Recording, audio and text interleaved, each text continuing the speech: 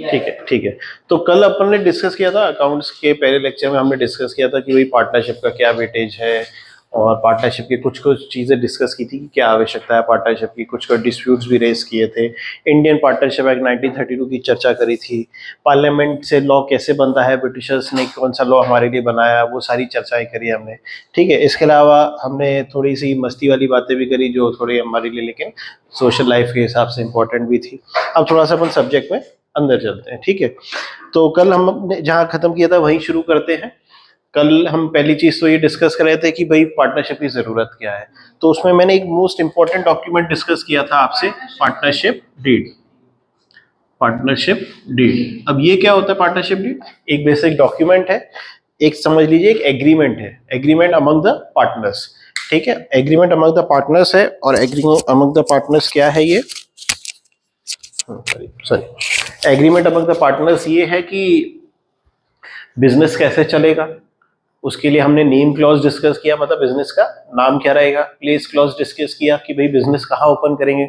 Object clause discuss किया कि भाई बिजनेस क्या करेंगे, किस काम को हम करेंगे। जैसे फॉर एग्जांपल ये दोनों मिलके कंपनी खोलते हैं या फर्म खोलते हैं, बेसिकली फर्म खोलते हैं पार्टनरशिप में, उसमें डिस्कस करते हैं कि भाई हम चॉकलेट्स का बिजनेस खोलेंगे, तो ये ऑब्जेक्ट में होगा कि भाई हम चॉकलेट को परचेज सेल करेंगे या मैन्युफैक्चर करेंगे, जो सो भी। ठीक है, तो अब पार्टनरशिप एक्ट की भी बात करी थी हमने थोड़ी थोड़ी कि भाई जज साहब के पास गए, जज साहब ये ऐसा ऐसा हमारा डिस्प्यूट रेज हो गया, हमने डीड नहीं बनाई, या प्रॉफिट कैसे बटेगा। तो एक मेन चीज हमने डिस्कस कर ली है कि भाई in the absence of partnership deed the provisions of the act shall prevail, Indian partnership act 1932 shall prevail.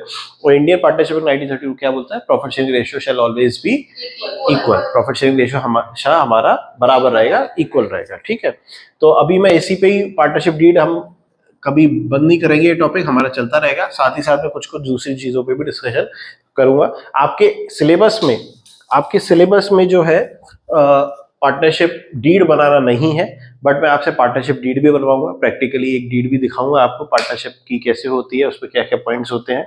ठीक है, डीड में बेसिकली कुछ सजेस्टेड पॉइंट्स होते हैं, कुछ रिकमेंडेड पॉइंट्स होते हैं, बट पार्टनर्स आपस में भी कोई पॉइंट ऐड ऑन करना चाहें तो आ सकता है। ठीक है, आगे चलते हैं अपन।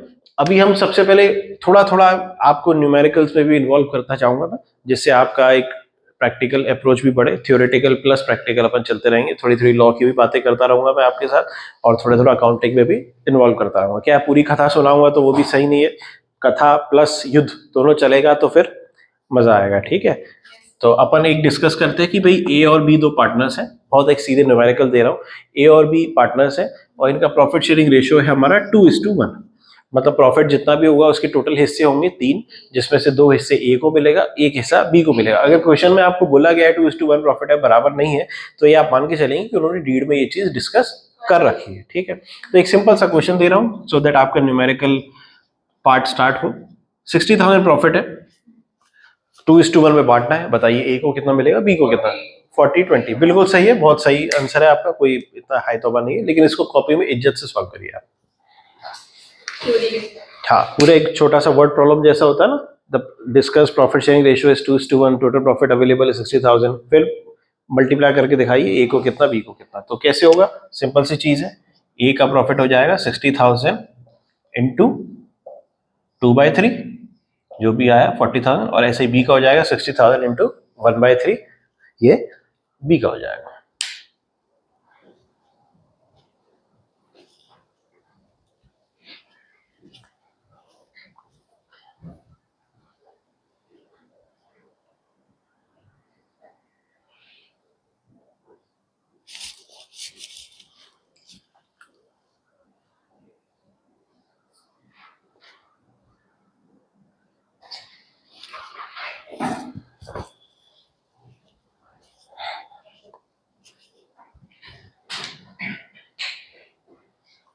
हो गया?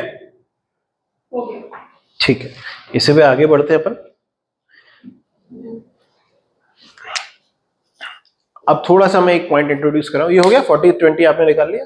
ठीक है, अब इसमें ही आगे बढ़ते हैं अपन। मान लीजिए जो जो पॉइंट्स मैं बोलता जा रहा हूँ कि ऐसा करना है, आप मान के चलेंगे डीड में उन्होंने वो चीज डिस्कस कर रखी है। ठीक है, तो अभी मैं आपको कैलकुलेशन पार्ट सिखा रहा हूँ, अकाउंट्स में अपन उतरेंगे कि कैसे उसको क्वेश्चन कैसे आएगा। अभी बेसिकली मैं एक तरीके से वर्किंग नोट्स बनवा रहा हूँ, जब क्वेश्चन आएगा कि प्रॉफिट बांटो, तो पीएनएल एप्रोप्रिएशन में आप बांटेंगे, बट बांटेंगे कैसे? तो उसका एक वर्किंग नोट निकालना पड़ेगा ना कि भाई इसमें इतना है, इसमें इतना है।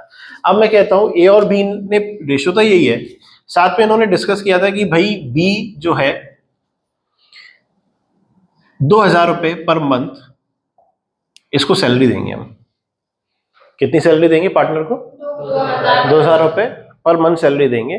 तो एक तरीके से ये सैलरी पहले दी जाएगी या पहले प्रॉफिट बांटा जाएगा? पहले सैलरी दी जाएगी, सैलरी दिए जाने के बाद जो पैसा बचेगा उसको हम प्रॉफिट शेयरिंग रेशियो, शॉर्ट में मैं कई बार पीएसआर बोलूंगा, समझ जाइएगा, प्रॉफिट शेयरिंग रेशियो में बांट लेंगे।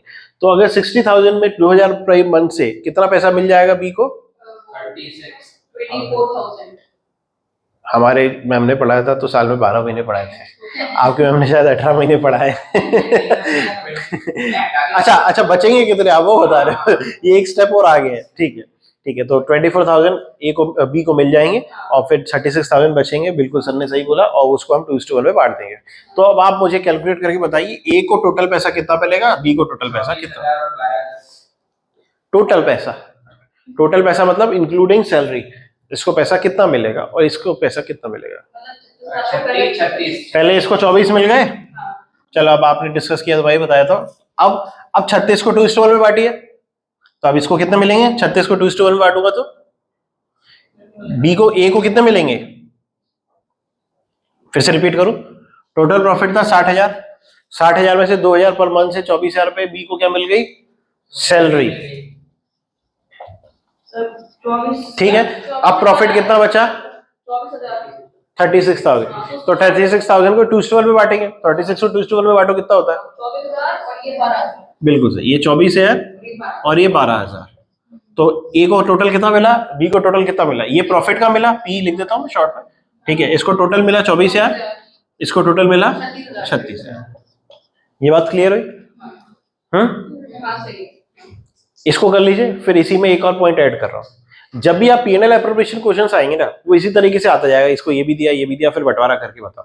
पीएनएल एप्रोप्रिएशन मतलब बंटवारा, तो ये हम बंटवारा करें ना, 60,000 का बंटवारा किया हमने, तो एप्रोप्रिएट करने का सिस्टम ये है।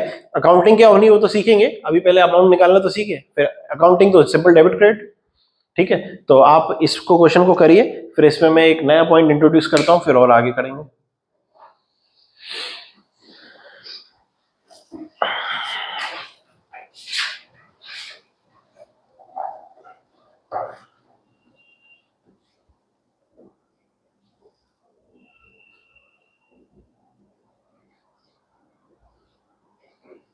कोई डाउट?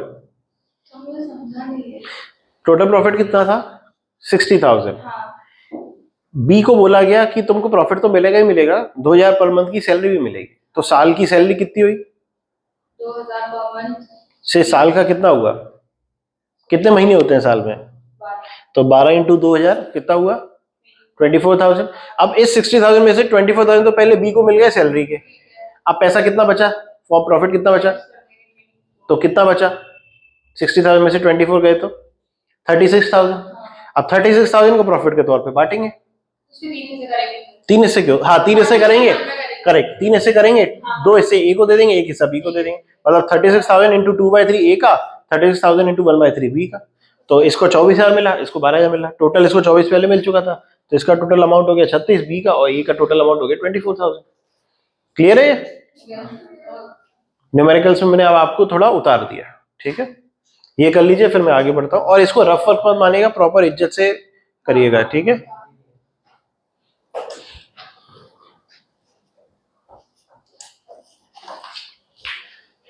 आगे बढ़ूं? अब इसी में मैं थोड़ा इंट्रोडक्शन और करता हूं।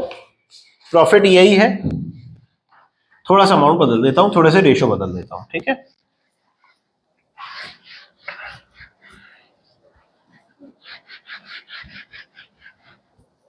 ए और बी पार्टनर्स है, इनका रेशियो है 3:2, ठीक। अभी क्वेश्चन दे रहा हूं, चालू मत हो जाएगा। बोला गया, मैं शॉर्ट पे लिख रहा हूं, क्वेश्चन में ये स्टेटमेंट फॉर्म में आएंगे। Salary to be paid to A is 1,000 per month, ठीक है, and commission to be paid 500 per quarter. Quarter समझते? क्वार्टर क्या होता है? 4 महीने। 4 महीने होते हैं क्वार्टर। 3 महीने के 4 क्वार्टर होते हैं साल में। ठीक है, तो एक साल में कितने क्वार्टर होंगे? कौन कौन से होंगे? पहला क्वार्टर कौन सा महीने से कब तक का होगा? अप्रैल मई जून। हमारा फाइनेंशियल ईयर पढ़ रहे हैं भाई, हम अकाउंट्स पढ़ रहे हैं। हमारा न्यू ईयर 1 अप्रैल को होता है, तो 1 अप्रैल टू 30 जून, ये पहला क्वार्टर होगा। सेकंड क्वार्टर स्टार्ट होगा 1 जुलाई टू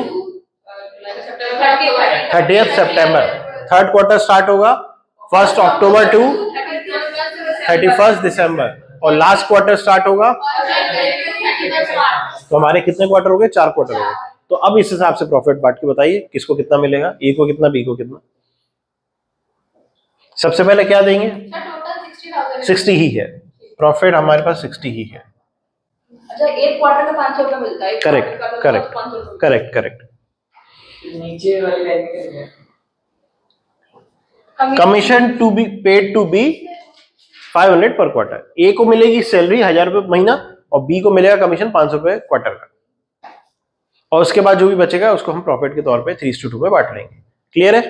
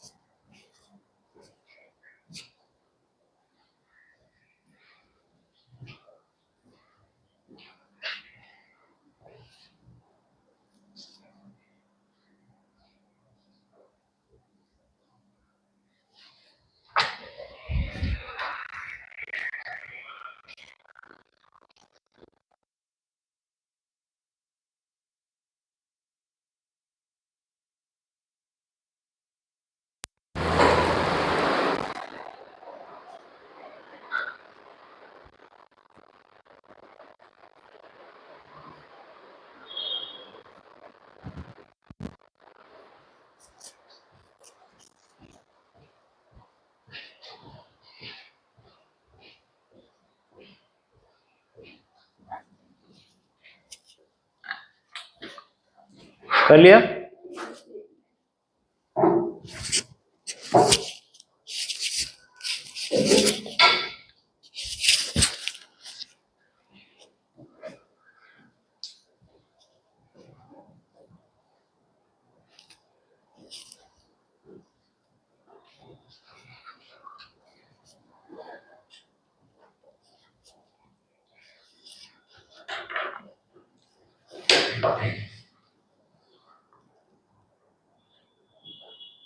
अभी अकाउंट्स में अब आपको कैलकुलेशन पार्ट काफी आएगा, तो आप जो है एक पूरा पेपर रफ पेपर के तौर पे डिक्लेयर करके यूज कर सकते हैं। साइड कॉलम भी बना सकते हैं, लेकिन साइड कॉलम में मजा नहीं आता, वो जब तक खुला मैदान नहीं मिलता तब तक मजा नहीं आता। ठीक है, तो एक पूरा पेज आप डेडिकेटेड एग्जाम कॉपी में भी लिख सकते हैं, हेडिंग में रफ वर्क। ठीक है, जरूरी नहीं है लास्ट वर्क, बीच में भी हो तो कोई दिक्कत नहीं है। ठीक है, लेकिन ये होता है कि चेकिंग वाले के लिए इशू ना हो तो वो लास्ट के पेजेस यूज कर लो, ताकि उसका जो है रिदम ना डिस्टर्ब हो। नहीं तो पता आपने 5th क्वेश्चन किया, फिर 2 पेज रफ के डाल दिए, फिर 5th का आधा पार्ट बाद में आ रहा है। तो कम से कम जब भी क्वेश्चन करें या रफ वर्क बीच में इनकॉर्पोरेट करें तो किसी सॉल्यूशन के बीच में नहीं डालिएगा। एक क्वेश्चन कंप्लीट हो जाए फिर रफ, फिर नए क्वेश्चन स्टार्ट। ठीक है, बताइए ए को कमीशन कितना, सैलरी कितना मिला ए को? ए को सैलरी 10,000 मिलेगी?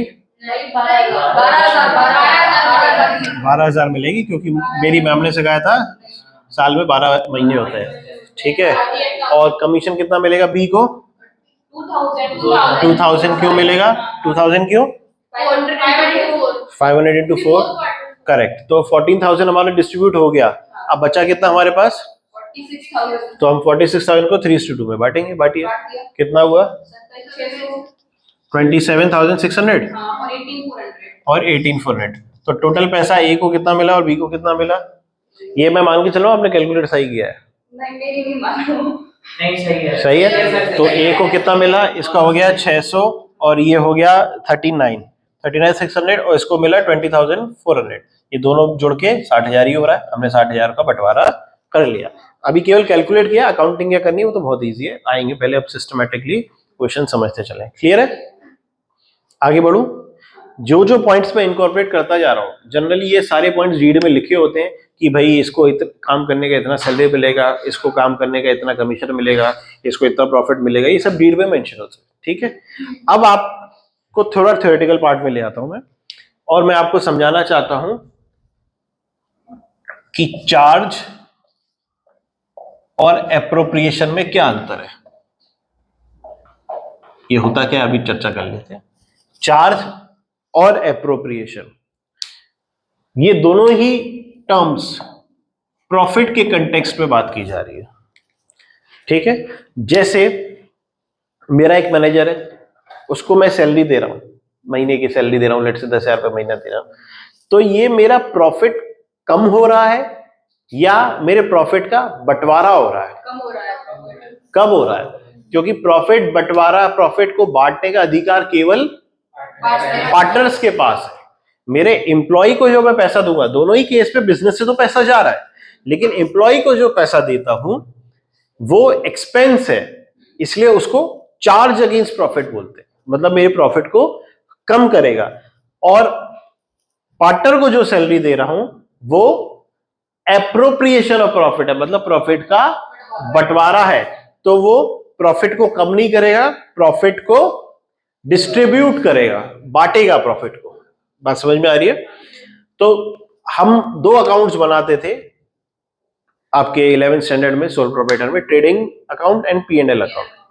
ट्रेडिंग अकाउंट में ये निकलता था कि भाई गुड्स बेच के कितना कमाया, और P&L अकाउंट में ये निकलता था कि ग्रॉस प्रॉफिट में से दुनिया भर के खर्चे लेस करने के बाद, सारे इनडायरेक्ट खर्चे लेस करने के बाद, और कोई इनडायरेक्ट इनकम है तो वो ऐड करने के बाद कितना नेट प्रॉफिट बचा। नेट प्रॉफिट जैसे प्रोप्राइटरशिप में निकलता था वैसे ही पार्टनरशिप में निकलेगा। P&L दोनों केस में बनता है, दोनों की केस में जो वैल्यू निकल के आती है उसको नेट प्रॉफिट ही बोलते हैं। लेकिन आप याद करिए 11th स्टैंडर्ड में जो नेट प्रॉफिट आता था P&L में, उस नेट प्रॉफिट को पूरा का पूरा आप कैपिटल अकाउंट में ट्रांसफर कर देते थे और जर्नल एंट्री क्या पास करते थे, P&L account debit to capital account. ऐसे P&L डेबिट हो जाता था और अकाउंट बराबर होके क्लोज हो जाता था, और कैपिटल अकाउंट क्रेडिट हो जाता था, वहां पे आता था बाय P&L अकाउंट, या कई बार आप भाषा में उसको बाय नेट प्रॉफिट भी लिखते थे। P&L में लिखते थे to net profit transfer to capital account, और कैपिटल में लिखते थे by net profit transfer from P&L account. लिखने का अंदाज ये था, लेकिन उसके पीछे की जर्नल एंट्री क्या थी, P&L account debit to capital account. Clear है ये बात? आपको क्लियर है? अब डायरेक्टली उस प्रॉफिट को मैं कैपिटल में ट्रांसफर नहीं कर सकता, क्योंकि 11th स्टैंडर्ड में आपके प्रोप्राइटरशिप में मालिक एक ही था, तो जो पाया या जो खोया सब उसका। लेकिन यहां पे तो पहले बंटवारा होगा, फिर ए की कैपिटल में जितना उसका पैसा बचा उसको मिलेगा, बी की कैपिटल में जितना उसका पैसा भरा उसको मिलेगा। पहले बंटवारा तो करो कि ए को कितना मिल रहा है, बी को कितना मिल रहा है। तो इस प्रॉफिट को पहली जनरल एंट्री, अब जो आपके 12th से संबंधित है, पार्टनरशिप से संबंधित, वो मैं आपको बता रहा हूं। प्रॉफिट, नेट प्रॉफिट को P&L से अब हम कहां ट्रांसफर करेंगे, P&L एप्रोप्रिएशन अकाउंट। और P&L से P&L एप्रोप्रिएशन अकाउंट में ट्रांसफर करने की जनरल एंट्री क्या होगी, आप लॉजिकली बताइए। Debit to P&L appropriation account. Very good. P&L account debit, वो पहले भी होता था आज भी होगा, टू P&L एप्रोप्रिएशन अकाउंट। बात क्लियर है?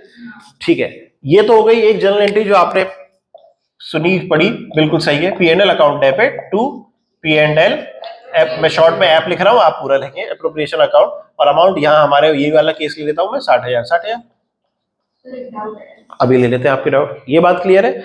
P&L से प्रॉफिट P&L एप्रोप्रिएशन में ट्रांसफर करने की जनरल एंट्री क्या होगी, P&L account debit to P&L appropriation account. तो P&L में आ जाएगा टू P&L एप्रोप्रिएशन, और P&L एप्रोप्रिएशन में आ जाएगा बाय P&L। उसका फॉर्मेट भी वही है पापा, particular amount particular amount. Basically P&L appropriation account P&L account का ही एक्सटेंडेड वर्जन है, जहां आपने इसको अकाउंट को क्लोज किया, वहीं नीचे खींच के P&L एप्रोप्रिएशन कंटिन्यू हो गया। क्लियर है? और P&L एप्रोप्रिएशन अकाउंट भी मोटा मोटा अगर मैं फाइनेंशियल स्टेटमेंट्स की बात करूं तो दो पार्ट्स में डिस्ट्रीब्यूट होते हैं, एक इनकम स्टेटमेंट, एक पोजिशनल स्टेटमेंट। इनकम स्टेटमेंट में क्या आता है, trading account, profit and loss account, और पार्टनरशिप पढ़ रहे हैं तो P and L appropriation account भी वहीं आ जाएगा। और पोजिशनल स्टेटमेंट में क्या आता है, जो बिजनेस की पोजीशन बताता है, जो कि होता क्या है, बैलेंस शीट। बैलेंस शीट जैसे बनती थी वो वैसे ही बनेगी, प्रोप्राइटर की जैसे बनती थी वैसे ही पार्टनर्स की बनेगी, बट वहां पे एक कैपिटल होती थी, यहाँ पे मल्टीपल कैपिटल हो जाएंगे, जितने पार्टनर उतनी कैपिटल। क्लियर है? ठीक है, अभी आपका डाउट मैं ले रहा हूं, इतनी बात क्लियर है? अब मुझे बताइए, मैंने जो सैलरी दी मैनेजर को, वो मैं पीएनएल अकाउंट में लिखूंगा या पीएनएल एप्रोप्रिएशन अकाउंट में लिखूंगा? पीएनएल में लिखूंगा या पीएनएल एप्रोप्रिएशन अकाउंट में लिखूंगा? पीएनएल अकाउंट में लिखूंगा। लेकिन जो पार्टनर को सैलरी दे रहा हूं वो पीएनएल एप्रोप्रिएशन अकाउंट में लिखूंगा। सर क्यों, इसको भी तो सैलरी दे रहे हैं, पीएनएल में डालो। देखो भाई, पार्टनर को कोई भी पैसा दो, उसको पार्टनर के तौर पे दे रहे हो आप, तो पार्टनर को प्रॉफिट आप किसी भी नाम से दो, आप तो प्रॉफिट का ही बंटवारा मानेंगे। बोले नहीं सर, हम तो उसको सैलरी इसलिए दे रहे हैं क्योंकि ये ज्यादा काम करता है। भाई वो कुछ भी करता हो, ये आपस में आपके प्रॉफिट को बांटने का एक सिस्टम आपने डेवलप किया है। उसको आप सैलरी बोलो, कमीशन बोलो, चाहे घूस बोलो, हमें उससे मतलब नहीं है। रिश्वत बोलो, कुछ भी बोलो, तो आपकी मर्जी है, बट ये टर्म सूट नहीं करते तो वो सैलरी कमीशन बोलते हैं, जो भी बोनस वोनस बोलते हैं। हम तो इतना जानते हैं, आपने पार्टनर को पैसा दिया है तो प्रॉफिट का बंटवारा है। लेकिन कुछ कुछ केसेस ऐसे हैं जब पार्टनर को पैसा देते हैं वो पीएनएल में आता है, वो केस में भी डिस्कस कर लूंगा। कुल मिला के अभी के लिए समझ लीजिए, पार्टनर को जो भी पैसा दिया, अगर उसको इन दी कैपेसिटी ऑफ पार्टनर दे रहे हैं, मतलब पार्टनर को पैसा दे रहे हैं इसलिए दे रहे हैं क्योंकि वो पार्टनर है, तो वो कहां आएगा? ठीक है, तो चार्ज आता है पीएनएल में, और एप्रोप्रिएशन होगा तो वो आएगा पीएनएल एप्रोप्रिएशन अकाउंट। तो पार्टनर को यदि कोई ऐसा पैसा दे रहे हैं, वो इसलिए दे रहे हैं क्योंकि वो पार्टनर है, तो कहां आएगा? पीएनएल एप्रोप्रिएशन है। लेकिन पार्टनर है, लेकिन उसको कुछ ऐसा पैसा दे रहे हैं, लेकिन इसलिए नहीं दे रहे कि वो पार्टनर है, उसकी जगह कोई और होता तो भी उसको देते, तो वो होता चार्ज। एग्जांपल देता हूं, हमने पार्टनरशिप फर्म खोली, और पार्टनरशिप फर्म खोल के हमने एक बिजनेस के लिए जगह चाहिए थी। मिस्टर ए बोला कि यार ऐसा है, मेरी प्रॉपर्टी खाली पड़ी है, अब वो दूसरे से क्यों किराए पे ले, मुझसे ही ले लो, जो किराया आप किसी और को देते थे वो मुझे दे देना, और ये किराया मैं पार्टनर के तौर पे नहीं ले रहा हूं, मकान मालिक के तौर पे ले रहा हूं आपसे। सही बात है ना? किराया क्या उसको इसलिए दे रहे हैं प्रॉपर्टी का कि वो पार्टनर है? क्यों दे रहे हैं? क्योंकि वो ओनर है, लैंडलॉर्ड है। तो ये पैसा पार्टनर को ही दे रहे हैं, लेकिन क्या in the capacity of partner दे रहे हैं? In the capacity of landlord दे रहे हैं। तो ये कहां आएगा? चार्ज माना जाएगा या एप्रोप्रिएशन? चार्ज माना जाएगा। एक और एग्जांपल देता हूं, मिस्टर वी ने बोला यार फर्म में व्यापार को आगे बढ़ाने के लिए हमको पैसे की जरूरत है, तो हम लोन लेना चाहते हैं। तो ये बोला ऐसा करो, कितना लोन की जरूरत है? बोले 5 लाख। बोले उसमें ब्याज भी देना पड़ेगा? बोले हाँ देना पड़ेगा। बोले एक काम करो, ये पैसा मुझसे ही ले लो, मैं ही लोन दे देता हूं, जो ब्याज बैंक को देते थे वो मुझे दे देते। तो ये इंटरेस्ट फर्म का खर्चा है, तो ये चार्ज है या एप्रोप्रिएशन है? लेकिन हम पार्टनर को दे रहे हैं, चार्ज बोलूं या एप्रोप्रिएशन बोलूं? क्योंकि वो पैसा उसको इन दी कैपेसिटी ऑफ मनी लेंडर दे रहे हैं या इन दी कैपेसिटी ऑफ पार्टनर दे रहे हैं? भाई तूने उधार दिया इसलिए तेरे को पैसा दे रहे हैं, तू नहीं होता कोई और होता तो भी ब्याज देते, इसलिए नहीं दे रहा कि तू पार्टनर है। तेरे को ये पैसा हम क्यों दे रहे हैं? क्योंकि तू मनी लेंडर है हमारे लिए। तो ये कहां आएगा पैसा? तो अब आप क्लियर कर पा रहे हैं कौन सा चार्ज है, कौन सा एप्रोप्रिएशन है? यस, कौन सा चार्ज है, कौन सा एप्रोप्रिएशन है? फिर से मैं बात करता हूं, जो पैसा पार्टनर को इन दी कैपेसिटी ऑफ पार्टनर दिया जा रहा है वो एप्रोप्रिएशन कहलाएगा, और जो पैसा पार्टनर हो या कोई भी हो, अब हालांकि डाउट तो वही आएगा जहां पार्टनर है, तो अगर कोई पैसा पार्टनर को इसलिए दे रहे हैं, लेकिन इसलिए नहीं दे रहे कि वो पार्टनर है, एक्सक्यूज मी, बट कि इसलिए दे रहे हैं क्योंकि वो या तो मनी लेंडर है या लैंडलॉर्ड है, या उसने कोई ऐसा ट्रांजैक्शन किया है जो पार्टनर के रिलेशनशिप से संबंधित ही नहीं है, तो वो पैसा चार्ज कहलाएगा और वो प्रॉफिट को रिड्यूस करेगा, हमारा नेट प्रॉफिट रिड्यूस होगा। पीएनएल में हम नेट प्रॉफिट को रिड्यूस करके जो फाइनल फिगर आती है वो नेट प्रॉफिट निकालते हैं, और एप्रोप्रिएशन में उस नेट प्रॉफिट का हम बंटवारा करते हैं। क्लियर है? अब अगर हम मिस्टर बी को सैलरी दे रहे हैं तो इन दी कैपेसिटी ऑफ पार्टनर दे रहे हैं या इन दी कैपेसिटी ऑफ एम्प्लॉय दे रहे हैं? तो ये पैसा कहां जाएगा? और ये सैलरी कहां लिखी होगी? कहां, मतलब कहां लिखी होगी कि हाँ देनी है? Partnership deed. पार्टनरशिप डीड में, और पार्टनरशिप डीड पार्टनर्स के साथ की जाती है, एम्प्लॉइज के साथ नहीं। तो जो चीज पार्टनरशिप डीड पे लिखी है, तो पार्टनर्स की पर्सपेक्टिव में लिखी है, पार्टनर्स की पोजीशन में लिखी है, वो कहाँ जाएगी? पीएनएल। तो मैं समझता हूँ चार्ज और एप्रोप्रिएशन का एक थोड़ा क्लैरिटी आपके पास आया, ठीक है। अब इसी में आगे बढ़ते हैं। इसी क्वेश्चन में थोड़ी सी वैल्यूज बदलता हूं और फिर एक नया न्यूमेरिकल दे रहा हूं, ठीक है।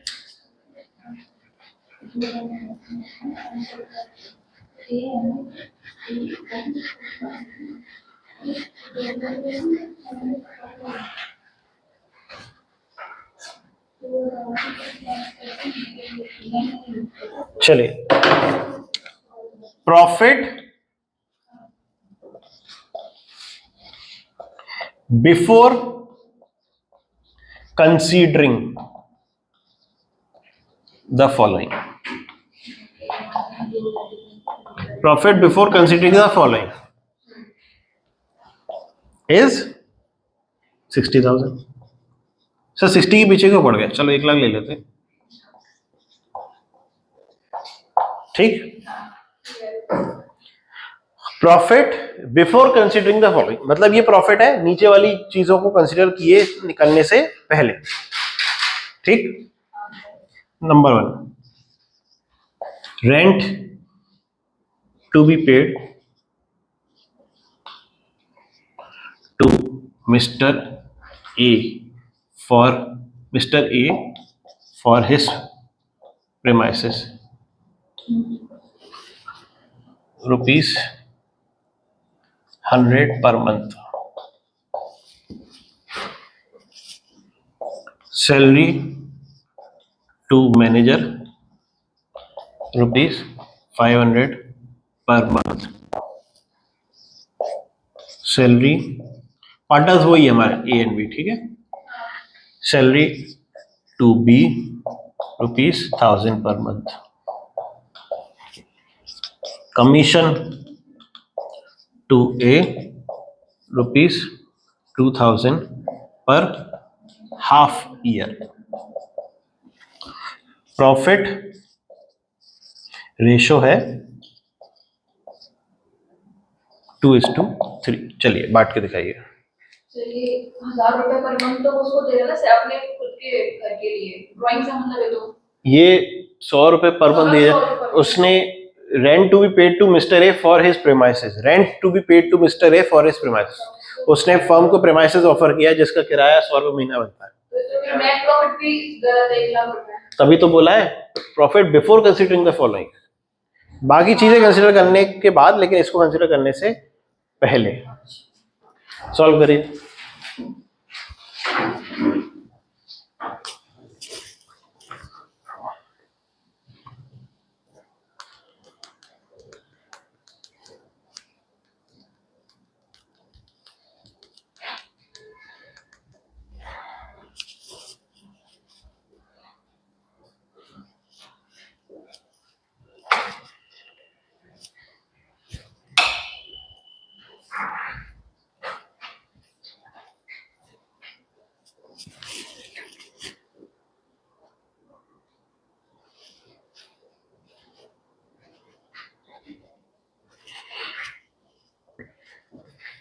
तो 500 पर मंथ है ना?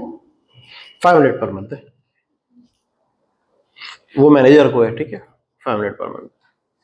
तो पहले आपको इस क्वेश्चन में नेट प्रॉफिट निकालना, करेक्ट एक्चुअल नेट प्रॉफिट निकालना पड़ता है, क्योंकि ये प्रॉफिट नेट प्रॉफिट नहीं है, ये है profit before considering the following.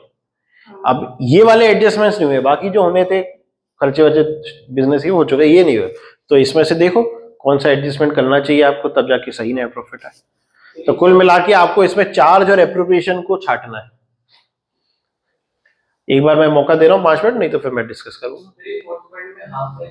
Half yearly है, 2000 रुपए हाफ ईयर बेसिस, तो साल के कितने हो गए? बी को कमीशन नहीं दिया, बी को कमीशन नहीं दिया, बी को सैलरी दी है। कमीशन ए को दिया है 2000 पर हाफ ईयर, मतलब साल के कितने हो गए? हाँ तो कितने हो गए? 1200 होते हैं, नहीं 4000 होगा। 2010 में बिल देखी। ठीक है। 2000 हाफ ईयर का, तो साल का 4000।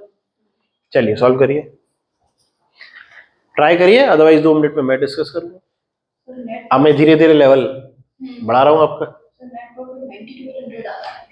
कितना आ रहा है 92,800 चेक कर लेते हैं। चेक कर लो। देखिए क्या क्या कम होगा नेट प्रॉफिट निकालने के लिए, रेंट और सैलरी टू मैनेजर रेंट और सैलरी टू मैनेजर। तो रेंट कितना है महीने का, 100 रुपीज पर मंथ तो साल के 1200 हो गए, और सैलरी टू मैनेजर कितना हो गया, 500 रुपए पर मंथ, तो साल के कितने हो गए, 6,000। तो ये दोनों लेस करो, कितना बचा, 7,200 लेस करेंगे, तो 7,200 लेस किए तो ये हो गए 92,800, बिल्कुल सही है। अब इसका बंटवारा किया जाए,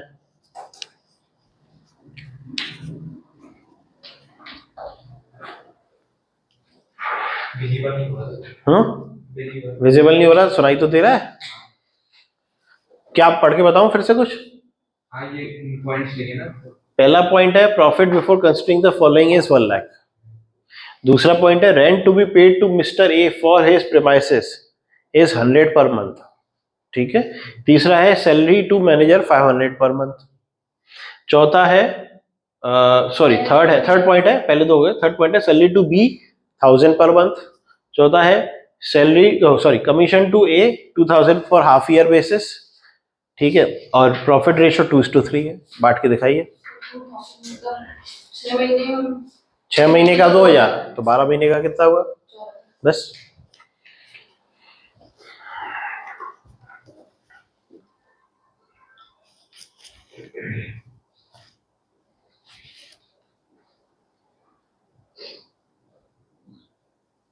अभी मैंने लिख दिया है, अगली बार आपको पॉइंट्स डिक्टेट कराऊंगा ताकि आपकी कॉपी में क्वेश्चंस के पॉइंट्स भी हो।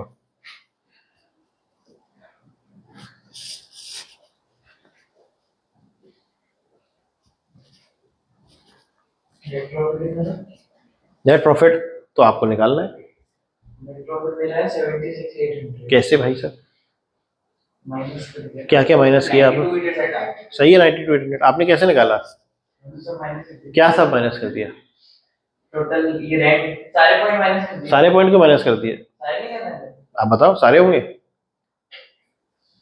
इसमें से चार्ज कौन से है वही तो लेस होगा। आपको नेट प्रॉफिट चाहिए, नेट प्रॉफिट खर्चा कब, चार्ज कम करने से आता है कि अप्रोप्रिएशन कम करने से आता है, तो आपने इसमें देखा नहीं कुछ कुछ पॉइंट्स अप्रोप्रिएशन वाले हैं, वो नहीं करना है। आप बताओ करना है क्या उनका, करना तो नहीं चाहिए। फिर क्यों किया आपने, अब नहीं करना। समझ गए।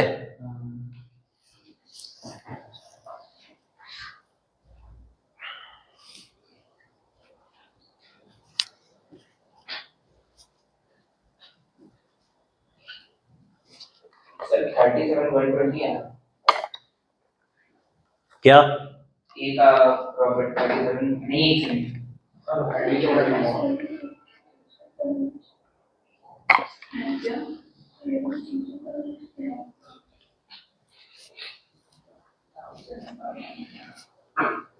सॉल्व करके दिखाऊं, salary to be 1000 per month.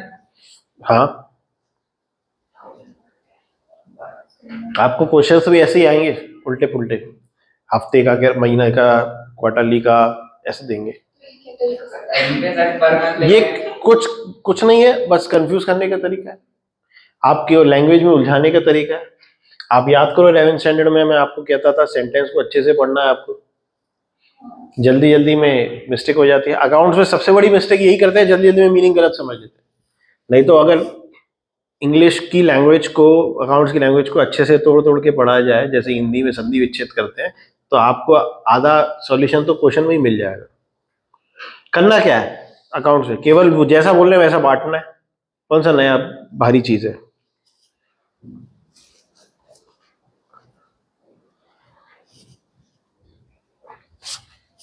और हो गया।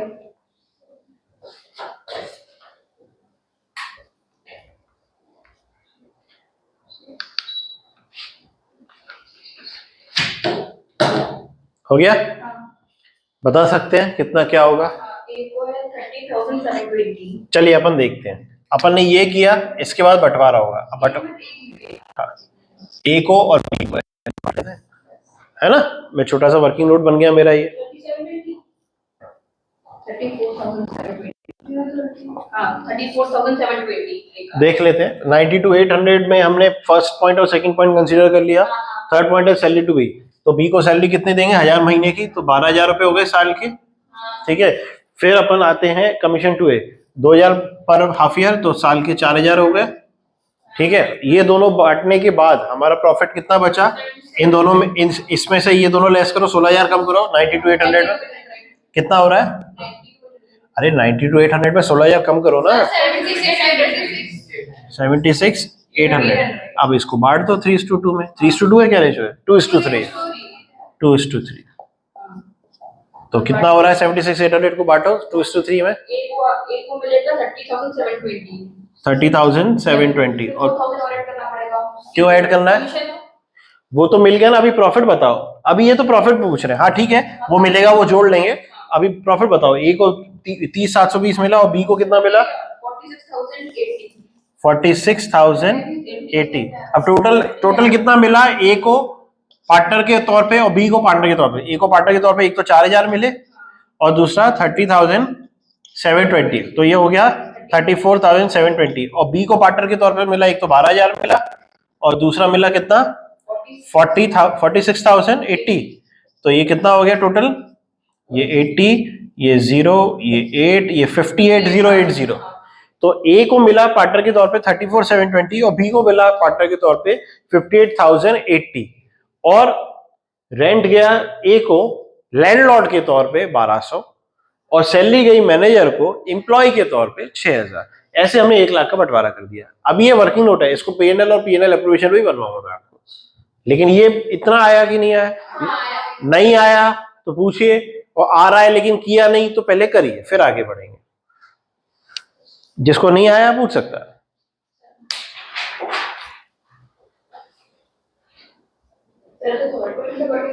यस, ऐसे ही थोड़ी 8 नंबर का सवाल आएगा। 8 नंबर का आएगा।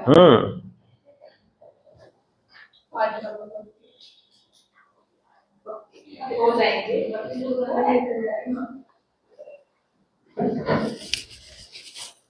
हाँ जी, कोई डाउट, हाँ कर लो, कोई बात नहीं, वी आर वेटिंग।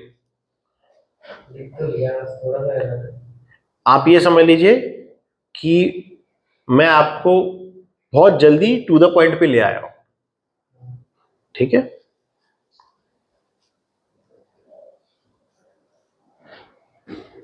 आपकी कॉपी में हो गया, प्रॉपर रिस्पेक्टफुली किया, इज्जत के साथ।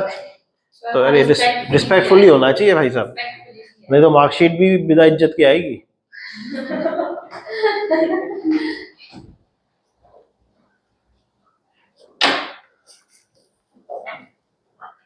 एक सीरीज आई थी, उस सीरीज में मैंने कुछ, मतलब सीरीज तो पूरी नहीं देखी थी, गैंग्स ऑफ वासेपुर, नहीं सॉरी मिर्जापुर। तो मिर्जापुर सीरीज में एक डायलॉग था, वो गुड्डू करके एक विलन बनता है। तो उसमें जो है उसका एक रील आई, तो वो कहता है, कहीं भी जाता है बोलता है अपने को चाहिए फुल इज्जत। तो यही आपका सॉल्यूशन भी यही कह रहा है कि हमको चाहिए फुल इज्जत। आप इज्जत दोगे तो फिर वो आपको मार्क्स देगा। नेताजी सुभाष चंद्र बोस ने क्या बोला था, तुम मुझे खून दो मैं तुम्हें आजादी दूंगा। और अकाउंट्स क्या बोल रहा है, तुम मुझे इज्जत दो मैं तुमको परसेंटेज दूंगा। अकाउंट्स एक ऐसा सब्जेक्ट है जिसमें इतना कैलिबर है, मतलब बच्चे में कैलिबर है वो अलग चीज है, मैं सब्जेक्ट की तारीफ कर रहा हूँ। अकाउंट्स एक सब्जेक्ट है जिसमें इतना कैलिबर है कि उसमें इतनी दम है, इतनी एफिशिएंसी है, इतनी क्वालिटी है कि अपने दम पे वो आपको सीए बना सकता है।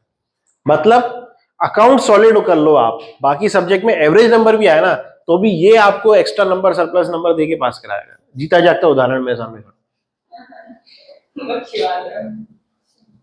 और ये सगा है, कुछ कुछ सब्जेक्ट्स ऐसे हैं जो किसी के सगे नहीं है, ये सगा है, ये सगा है। ठीक है, मुझे एक स्टूडेंट बोलता है कि सर 11th-12th के बेसिस पे ही सीए फाउंडेशन है काफी हद तक। मैंने कहा यस करेक्ट। बोले सर मेरी जो है अकाउंट्स ठीक है लेकिन मैं लॉ में फेल हो रहा हूँ, इस वजह से मेरा फाउंडेशन नहीं निकला। एक नया बच्चा आया, तो मैंने कहा आपके अकाउंट्स ठीक है, आप ठीक को कितने नंबर मानते हो? बोले सर मेरे 55, 52 दो अटेम्प्ट दे चुका हूँ, 52, 55 ऐसे नंबर आ रहे हैं, मैं फेल लॉ में हो रहा हूँ। मैं कहा लॉ में कितने आ रहे हैं आपके? बोले सर मेरे लॉ में आ रहे हैं 35, 38, 40 भी पार नहीं हो पा रहा। और मेरे का अगर पार हो भी जाता है 40 तो पास हो जाएगा क्या? तेरा एग्रीगेट तो फिर भी नहीं बनेगा क्योंकि तुझे 50% चाहिए। बोले सर क्या करूं, लॉ अच्छे से पढूं, अकाउंट्स तो मेरा सही है, मैं पास हो जाता हूं। मैं कहा यही तो गलती है, लॉ तो पढ़ना ही पढ़ना है, अकाउंट्स को भी अच्छे से पढ़ना है, क्योंकि जब तुम लॉ अच्छे से पढ़ोगे तब शायद 50 पार हो पाओगे, लेकिन जब अकाउंट्स अच्छे से पढ़ोगे तो 80 पार हो जाओगे। और वो सरप्लस नंबर जो दूसरे नंबर में अगर आपके 45 भी आ रहे हैं लॉ में 50 की जगह, तो वो गड्ढा वो अकाउंट्स के नंबर भरेंगे। तो अकाउंट्स, लोग कहते हैं 50 नंबर आ रहे हैं, 55 नंबर है, अकाउंट्स तो मुझे आ रही है, नहीं आ रही है आपको। अकाउंट्स में कम से कम आपको 75 प्लस का टारगेट रखना है। करिए।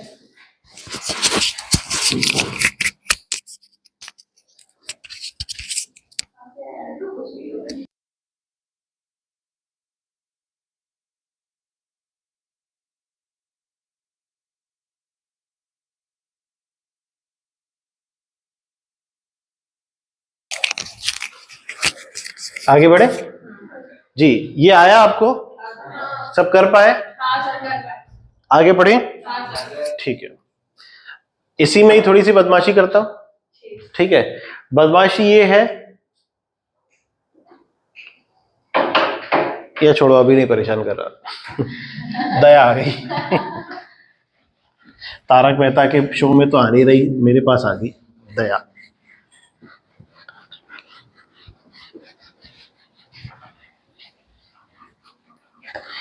कुछ थ्योरेटिकल बातें कर रहा हूं आपसे, मेरा कॉम्बिनेशन ऐसा ही रहेगा, थोड़ा प्रैक्टिकल थोड़ा थ्योरेटिकल, क्योंकि बिल्कुल मीठा भी अच्छा नहीं लगता, बिल्कुल खट्टा भी अच्छा नहीं लगता, खट्टा मीठा सही रहता है। ठीक है, चलिए। और ये मैं इंस्पायर हुआ हूं, पता है कहां से? पल्स टॉफी से। पल्स ही आती है ना। ठीक है, चलिए आगे सुनते हैं। मैंने आपसे डिस्कस किया था कि भाई 2 पार्टनर्स होंगे, रेशो नहीं होगा तो इक्वल माना जाएगा। हमने ये भी डिस्कस किया था कि भाई साहब अगर आपने कहीं पैसा बिना अदर पार्टनर की इजाजत के लगाया तो लॉस हुआ तो आपका और फायदा हुआ तो सबका। ठीक है, वो इन दी कोर्स ऑफ बिजनेस से रिलेटेड नहीं होना चाहिए। अगर इन दी कोर्स ऑफ बिजनेस से रिलेटेड है और आपने लगा लिया तो फिर सब बेयर करेंगे, फिर तो ऐसा नहीं है कि आप पे अकेले पे डालेंगे। ठीक है, आगे बढ़ते हैं। एक केस देता हूं मैं आपको। देखिए, कोई भी लॉ इंडिया में बनता है उसके पीछे लॉजिकल माइंडसेट होता है। आप लॉ नहीं भी जानते हैं तो भी अपने कॉमन सेंस से बोल सकते हैं, बता सकते हैं आंसर, और लगभग 70% चांसेस हैं कि आपका आंसर फिट बैठे, क्योंकि भाई लॉ वो बनता है जो हम चाहते हैं कि ऐसा होना चाहिए, मतलब क्या सही होना चाहिए। जैसे फॉर एग्जांपल मैं बोलता हूं, बहुत छोटा सा एग्जांपल लेता हूं कि भाई एक आदमी ने चोरी करी और चोरी करी तो अब पकड़ा गया तो सजा मिलनी चाहिए, लॉ भी यही कहता है। बहुत छोटा सा एग्जांपल दे रहा हूं, मतलब लॉ बस कंफ्यूजन अवॉइड करने के लिए और समाज में सिस्टम बनाए रखने के लिए, ऑर्डर बनाए रखने के लिए, इसलिए कहते हैं लॉ एंड ऑर्डर, सिस्टम बनाए रखने के लिए बना है। कहने का मतलब ये है कि लॉ कोई अलग मंगल ग्रह से आने वाले कोई सिस्टम नहीं है। हम ही लोग, समाज के लोग अपने नेता चुनते हैं जो पार्लियामेंट में जाके हमारे ही समाज को कंट्रोल में रखने के लिए लॉ बनाते हैं, कंट्रोल में ऑर्डर में रखने के लिए लॉ बनाते हैं। तो अब मैं एक आपसे सवाल करता हूं, ए बी सी 3 पार्टनर है। ए पार्टनर बोलता है कि अभी तक हम चॉकलेट्स का बिजनेस करते थे, बी और सी के बीच में एक मशवरा रखता है, एक सजेशन रखता है कि क्यों ना हम चॉकलेट्स के साथ कुकीज का भी बिजनेस चालू करें, बेकरी आइटम्स भी चालू कर दें। तो क्या ये सेम बिजनेस है, सेम बिजनेस से रिलेटेड डिस्कशन है, या कुछ नया बात कर रहे हैं? सेम ही है, सेम है। सेम ही लगता है। सेम है, सेम लाइन ऑफ बिजनेस है। ठीक है, सिमिलर है कि उन्होंने सेम लाइन ऑफ बिजनेस पकड़ी है। अब अगर उसी बिजनेस से रिलेटेड कोई डिस्कशन है तो वो इंप्लीमेंट तब होगा जब मेजॉरिटी ऑफ पार्टनर्स एग्री करें, और कुछ नया है तो वो तब इंप्लीमेंट होगा जब ऑल पार्टनर्स एग्री करें। अगर ए और बी ने एग्री कर दिया, सी मना कर रहा है और वो कुछ नया डिसीजन है, तो वो जब तक सी यस नहीं बोल देता वो एक्सेप्ट नहीं होगा। ए बी सी 3 पार्टनर है, सी बोलता है कि यार हमारे बिजनेस में पैसे की थोड़ी तंगी है, हम पैसा और इंट्रोड्यूस करना चाहते हैं, लेकिन मेरा एक सजेशन है, लोन लेने की बजाय इंटरेस्ट का प्रेशर क्रिएट करने की बजाय हम एक नया पार्टनर ले आते, वो भी पैसा लेके आएगा। तो बोले कौन तैयार है? बोले डी तैयार है, आने के लिए तैयार है, जितना पैसा हमने लगाया बोले मैं भी लगा दूंगा। तो ए बी कहते हैं कि नहीं यार, ए एग्री हो जाता है, सी तो एग्री है ही तभी सजेशन रख रहा है, पॉइंट रेस करा। ए बोलता है देखो मैं एग्री हूं, लेकिन बी बोलता है नहीं यार मुझे बाद में पसंद नहीं। अब A is ready, C is ready to bring in mister D, but B is not accepting the suggestion. अब वो आ पाएंगे या नहीं आ पाएंगे? मेजोरिटी इज एग्रीइंग, नहीं आ पाएंगे। बिल्कुल कॉमन सेंस आपका यही कह रहा है, लॉ भी यही कह रहा है, लॉ भी यही कह रहा है। गलत कह रहा है क्या लॉ? लॉ सही कह रहा है। कुछ कुछ बातें ऐसी हो सकती है जहां आप अपने लॉजिकल ग्राउंड में आपको शायद वो सही ना लगे, लेकिन लॉ काफी बड़े एंगल से, ये तो छोटे छोटे पॉइंट्स है, तो जब आप अपनी छोटी अकल के हिसाब से आंसर दे रहे हो, कुछ पॉइंट्स ऐसे होते हैं जो ट्रेमेंडसली वेग होते हैं और डिसाइड करना बड़ा मुश्किल होता है। उन केसेस में लॉ अगर क्लियर नहीं है तो कोर्ट्स में जाते हैं, और कोर्ट्स में जाके कोर्ट्स अपना इंटरप्रिटेशन करके एनालिसिस करके जजमेंट देते हैं, और वो जजमेंट्स अगर हाई कोर्ट या सुप्रीम कोर्ट ने पास किए हैं तो वो लॉ ऑफ द लैंड बन जाता है, मतलब वही कानून है। जैसे एग्जांपल देता हूं, मिस्टर ए ने बोला मिस्टर बी से कि हम जो है मिस्टर सी जो हमारा मैनेजर है उसको भी पार्टनर बना लेते हैं, ठीक है, और मिस्टर सी को पार्टनर बनाने के लिए और भी दोनों रेडी भी है, तो वो आ जाएंगे। सी बोलता है कि सर ऐसा है, मैं पार्टनर तो बन जाऊंगा, कोई दिक्कत नहीं है, लेकिन पार्टनर की एक बेसिक कंडीशन होती है, I will bear the risk as well. Yes, you will bear the risk as well. तो सी बोलता है साहब आप मुझे पार्टनर इसलिए बनाना चाहते हो, कई बार मैनेजर को इसलिए पार्टनर बनाते हैं कि वो आदमी अच्छा है लेकिन नौकरी छोड़ के ना चला जाए, तो भाई तेरे को छोटे हिस्से के लिए पार्टनर बना देता है, तुझे लगेगा कि मेरा ही बिजनेस है और तू अपना बिजनेस तो छोड़ने से रहा।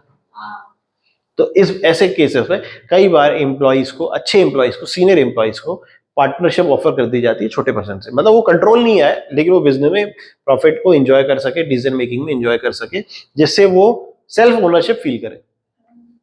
नहीं तो जनरली एम्प्लॉइज क्या बोलते हैं, मुझे क्या, मालिकों का पैसा है, मालिकों की टेंशन, अब वो भी इन्वॉल्व हो। तो कई बार ऐसे छोटे छोटे परसेंटेज के लिए प्रॉफिट के लिए छोटे छोटे परसेंटेज के लिए पार्टनर्स बना दिए जाते हैं। क्लियर है?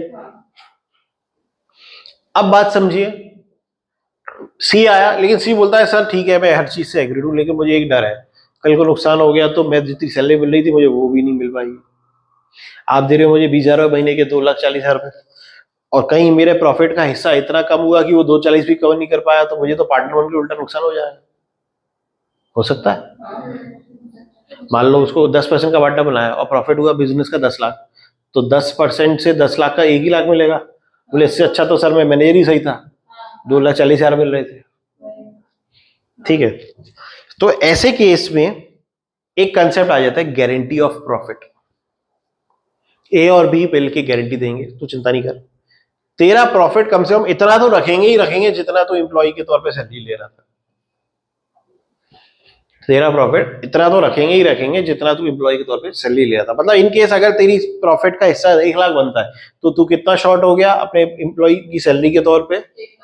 1,40,000। ये 140 वी विल बेयर, हम अपने हिस्से में से तेरे को 1,40 देंगे, तू चिंता मत कर। तो गारंटी ऑफ प्रॉफिट बन गया। अब ये लीगल होगा कि इलीगल होगा? लीगल है, इसमें लीगल जैसे तो कुछ है ही नहीं, लीगल है, क्वाइट लीगल है, और एक अच्छा कंसेप्ट है, उसको भी सेफ्टी भी होगी, किसको? सी को। अब हुआ क्या, अब डीड में अब मजेदार चीज डाल रहा हूं, डीड में उन्होंने लिख भी दिया कि सी वही साहब मैनेजर है और पार्टनर के तौर पे आ रहे हैं, और उनको मिनिमम गारंटी हम दे रहे हैं कि भाई सैलरी के तौर पे जितना पैसा मिल रहा था उतना तो हम उसको देंगे ही, उस ज्यादा हुआ तो उसका, उससे कम नहीं देंगे। मतलब अगर मान लो बिजनेस का प्रॉफिट हो गया 30 लाख, तो 30 लाख से तुम्हें 3 लाख बनता है 10%, तो 3 दे देंगे। 2,40 से ऊपर हो रहा है तो तुम्हारा, 2,40 से नीचे हो रहा है तो 2,40 देंगे, ये हो गया गारंटी ऑफ प्रॉफिट। अब समस्या क्या आई, ये प्रॉफिट डीड में भी, ये जब जब पार्टनर आएगा नया पार्टनर, ये हो गया एडमिशन ऑफ पार्टनर का केस हो गया, ये अपने आप में एक चैप्टर है आपका, और प्रोबेबली 35 मार्क्स की 36 मार्क्स की पार्टनरशिप में ये एडमिशन का क्वेश्चन डेफिनेटली आना ही आना है। ठीक है, एडमिशन, रिटायरमेंट या डेथ, इनका मोटा मोटा कंसेप्ट सेम है। इनमें से एक क्वेश्चन आता ही आता है, जनरली ऑप्शन में आता है और एडमिशन और रिटायरमेंट ऑप्शन में आता है, कोई एक कर लो। ठीक है, अपन बात करते हैं वापस से अपनी मैनेजर बिकम पार्टनर। इन्होंने डीड में लिख दिया कि भैया नया पार्टनर आया, तो हमने डीड को क्या कर लिया, अमेंड कर दिया। क्या कर दिया, जैसे लॉ अमेंड होता है ऐसे डीड अमेंड हो गई। ठीक है, नई डीड बन गई अमेंडमेंट के साथ। उसमें बोल दिया सी आ रहा है, सी को मैंने हम गारंटी ऑफ प्रॉफिट दे रहे हैं 2,40,000 हो गया, और तीनों पार्टनर एग्री कर दिया। अब समस्या क्या फैली, रायता क्या फैला कि जब प्रॉफिट हुआ, प्रॉफिट 10 लाख हुआ, तो सी को कितना बना, 3%, 1 लाख बना ना 10% से। सी को 10 लाख का 10% 1 लाख बना। वो बोला रहे 1,40 और दो, बोले दे रहे, ये बोलता दे रहे। बी तुम भी दो हम भी दे, 7-7 लाख 70,000। अब पॉइंट ए है, बी फैल गया। बी बोला यार वो तो हमने कह दी थी, हमने क्या मालूम तो सच में कम हो जाएगा, तो ये मजाक चल रहा है। सी बोलेगा मान जाएगा, सी क्या बोलेगा, भैया तुमने डीड में लिखा, अब इससे ज्यादा क्या चाहिए, बोले हम नहीं दे रहे, बोले फिर तो कोर्ट जाऊंगा मैं, क्योंकि तुम अपनी लिखी हुई मानी हुई बात स्वीकार नहीं कर रहे।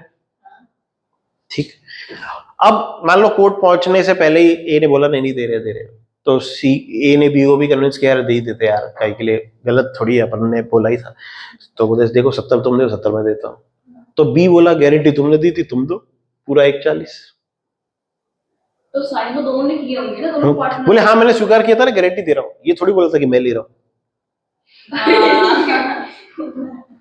हमने फर्म के बिहाफ पे गारंटी दी थी। अब समस्या सुनो, मजेदार चीज सुनो, ए बी सी इनका प्रॉफिट रेशो क्या बना, 1/10, 4/10, 5/10, ये रेशो था इनका। इसको मैं न्यूमरेटर सेम है डिनोमिनेटर सेम है, तो मैं कह सकता हूँ 5:4:1। इसका 10% बना ना। अब 1,40 जो शॉर्ट है, 1,40 और चाहिए। अब लड़ाई ये है, बी ने ए ने समाओ बी को कन्विंस भी कर लिया कि यार तू भी दे, तो ने कहा चलो ठीक है कोई बात नहीं दे देते हैं, ज्यादा रायता नहीं फैलाएंगे, बिजनेस करना है अपने वापस में। अब समस्या क्या आ रही है, अब मजेदार चीज सुनो जिसका जवाब मैं आज नहीं दूंगा, जिसका जवाब मैं कल दूंगा, लेकिन सवाल आपको रेस करके दे रहा हूं मैं। और सवाल ये है कि बी बोलता है ठीक है भाई साहब 1,40 दे देते, 1,40 दे देते। अब 1,40 पे ए कितना देगा और बी कितना देगा, सवाल ये है भाई, उनको अपने हिस्से से छोड़ना पड़ेगा ना कुछ पैसा, तो ए कितना देगा और बी कितना देगा, दोनों को इक्वल देना चाहिए। ए बोल रहा है बराबर दो, बी बोल रहा है जब मेरा प्रॉफिट का हिस्सा कम तो मेरे एडजस्टमेंट का हिस्सा भी कम होना चाहिए। ये तुम अपनी मर्जी की बात बोल रहा है ना, ये कुछ गलत बात है। तो इनका रेशो क्या था, 5:4 था। ये तो उसने खुद डिसाइड किया है ना, कि नहीं 5:4 में मान रहा है, तो 5:4 तो उनका प्रॉफिट शेयरिंग रेशियो है। हाँ तो वो मान रहा है ना, तो बी को फिर देना चाहिए। उसने खुद ने माना है मैं 5:4 में मानूंगा। क्या मांगना है बी ने, प्रॉफिट शेयरिंग में उसने खुद ने माना है। तो फिर उसको इक्वल देना चाहिए। आप क्यों बोल रहे हैं प्रॉफिट शेयरिंग कम है, तभी बोल तो शुरुआत से। पॉइंट समझ में आया, सवाल समझ में आया, क्या सवाल है। सवाल ये है कि 1,40 जो कम है, बी कह रहा है बराबर, ए कह रहा है बराबर बांटो, बी कह रहा है 5:4 में बांटो। ये जो डीड में लिखा हुआ है ये पॉइंट छूट गया ना, इक्वल तो जैसे डीड में लिखा है प्रॉफिट शेयरिंग रेशियो 5:4 है, 5:4 इज नॉट इक्वल, 5:4 बराबर नहीं होता, 5:4 5:4 होता है, 1:1 बराबर, 5:5 होता तो बराबर होता है, या 4:4 होता तो बराबर होता है, 1:1 नहीं है, 5:4 है। ए कह रहा है 70 तू दे, 70 मैं देता हूं। बी बोल रहा है मैं 70 क्यों दूं, 1,40 को डिवाइड करो 9 से, 170 का 5 हिस्सा तू दे, 4 हिस्सा मैं दूंगा। हाँ सही है। नहीं, अगर डीड में लिखा होगा तो उसी हिसाब से। तो डीड के अकॉर्डिंग बी का आर्ग्यूमेंट ये है कि भाई साहब प्रॉफिट शेयरिंग रेशियो हमारा तय है ना, प्रॉफिट शेयरिंग रेशियो तय है ना, तो प्रॉफिट शेयरिंग रेशियो प्रॉफिट है कहाँ, ये तो वो एक जैसे एक डिस्क सेक्टर था तो बराबर क्यों बांटे? बराबर क्यों बटेगा? बराबर ही बटेगा। पीएसआर जैसे इक्वल था अगर डील में लिखा है तो वैसे इसमें लिखा नहीं है। क्या ये प्रॉफिट शेयरिंग रेशियो है? नहीं हाँ बराबर। अब आपका लॉजिक क्या कहता है? लॉ नहीं मालूम आपको, आपका लॉजिक क्या कहता है? इक्वल इक्वल बांटना चाहिए। अच्छा, इक्वल इक्वल की बात की गई है प्रॉफिट बांटने के लिए, ये प्रॉफिट नहीं बांट रहे हैं, ये गारंटी बांट रहे हैं। रेशियो के हिसाब से बढ़ेगा ना तो क्या? 5:4 में बटेगा। हां क्योंकि डील में मेंशन्ड है। डीड में तो ये मेंशन्ड है, डीड में तो ये मेंशन्ड है कि हम प्रॉफिट कितना बांटेंगे, ये कहीं मेंशन नहीं है कि सामने वाले का नुकसान कितना बेयर करेंगे गारंटी का। ये सब जानबूझ के सब पॉइंट छोड़ रहे हैं। सब मेंशन नहीं है। देखो कोई चीज जानबूझ के नहीं छोड़ रहे, ये प्रैक्टिकली होता है। जब हम डीड बनाते हैं ना तो हम इतना डेप्थ में जाके सोचते नहीं है कि ऐसा भी कोई रट्टा हो सकता है, हाँ सोचता ही नहीं है। और जनरली क्या करते हैं लोग, मिस्टेक क्या करते हैं, डीड जैसा डॉक्यूमेंट एक इंपॉर्टेंट डॉक्यूमेंट है, इसको पार्टनरशिप का चार्टर बोला जाता है। चार्टर मतलब इसी के बेसिस पे पूरा बिजनेस चलेगा। तो ये चार्टर कई बार लोग अनक्वालिफाइड अनप्रोफेशनल लोगों से बनवा लेते या खुद ही बना लेते, और उनके दिमाग में जितने पॉइंट है उन्हें उतने डाल दिए। भाई किसी सीए से, किसी एडवोकेट से, किसी लीगल कंसल्टेंट से डिस्कस करते तो वो बताता अपने अनुभव से कि भाई ऐसे ऐसे पॉइंट्स भी डालो, ये भी रहता आपका फैल सकता है आगे चल के, और आज ही डिस्कस कर लो। वो नहीं करते हैं तो ऐसी समस्याएं आती हैं। पॉइंट समझ में आया मैं क्या बोल रहा हूं? अच्छा, अब आपका लॉजिक दोनों तरफ हाँ या ना कर रहा होगा, ऐसा हो रहा है। वो भी सही लग रहा है, ये भी सही लग रहा है, वो भी गलत लग रहा है, ये भी गलत लग रहा है। मतलब अगर इसको आप 1:1 में बांटना कह रहे हो तो कोई 5:4 बोले तो वहां पे भी आप उसको नो नहीं बोल सकते, हाँ यार बात तो तेरी भी सही है। और कोई 5:4 सोच रहा है तो कोई अगर उसके लिए 1:1 बोले तो वो बोले यार तेरी भी बात गलत नहीं है, तो आप फंस गए। उसकी तरफ सोचो तो ये गलत है। दोनों ही अपनी जगह सही है, लेकिन दोनों तो सही हो नहीं सकते, कोई एक का ही मानना पड़ेगा। अब क्या करें?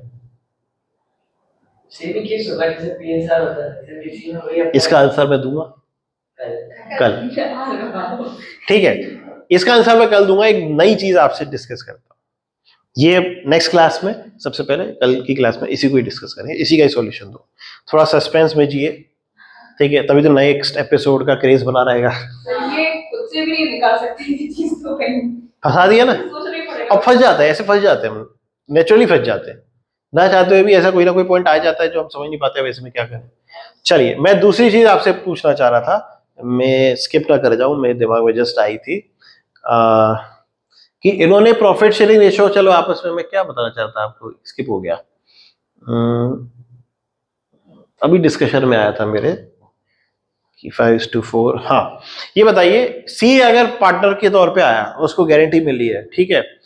अब सी के जो प्रीवियस ड्यूज है, उसकी 2 महीने की सैलरी रह गई थी, तो इन्हें बोला था देंगे देंगे, दी नहीं, पार्टनर बना दिया, वो 2 महीने की सैलरी अभी भी बैलेंस शीट में खड़ी है। तो अब वो पैसा दे रहे हैं, तो सैलरी के तौर पे जाएगा या पार्टनर की एप्रोप्रिएशन के तौर पे जाएगा? तो वो चार्ज है तो पीएनएल में जाएगा कि पीएनएल एप्रोप्रिएशन में जाएगा?